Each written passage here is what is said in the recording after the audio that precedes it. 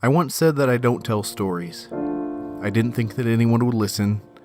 I didn't think that what I had to say was worth hearing. But now I realize that's irrelevant. We don't tell stories because we think other people need to hear them. We tell stories because the stories are burning inside of us, dying to get out. We tell stories to make stories because every storytelling experience is its own adventure. In the hunt for a good story, I've interviewed my childhood heroes. I've torn open my heart and shared it with the world. I've made myself vulnerable. I've opened up and shined light upon places that I didn't even realize were still in the dark. In telling stories, I've realized things about myself, wounds that never fully healed, demons I never truly battled.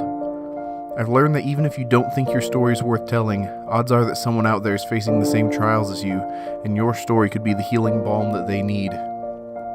I was afraid of giving parts of myself away by sharing my story, but I've learned that to share a story is to draw from a never-ending spring within yourself. You can give and you can give and you can give and still never run out of stories to tell. Hiding stories within yourself doesn't protect you, it starves you. Your stories need to get out there to face the world so they can change and grow and become all new stories as you edit and revise and shift your perspectives on the world around you. I still lack the technical skills required to tell the stories I dream of one day telling, but I've come to realize that a good story poorly told is still a good story at its core. It's the passion, not the prowess, that engages and delights people. I've come to realize that stories happen all around us each and every day. That doesn't mean they're any less unique. In fact, it makes every story all the more precious and important to memorize and to share. The lives we live write the pages of the books of history.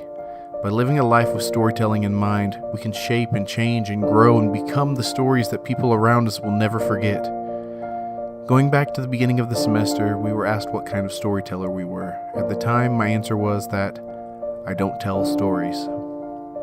That's still true. I don't tell stories. But I've learned that I am a story. I've learned this semester that every moment of my life is infused with the potential to become a great story one day. I've cherished the moments spent with those I love all the more, knowing that one day these are the stories that I'll look back upon and point to as the hands that guided and molded me. I don't tell stories, I live them and I document them. Even the most outlandish stories that I've managed to tell have been based on some truth within my life. I never wanted to tell stories before this, but I needed to. Oh goodness, I needed to. And the act of telling stories has changed me forever.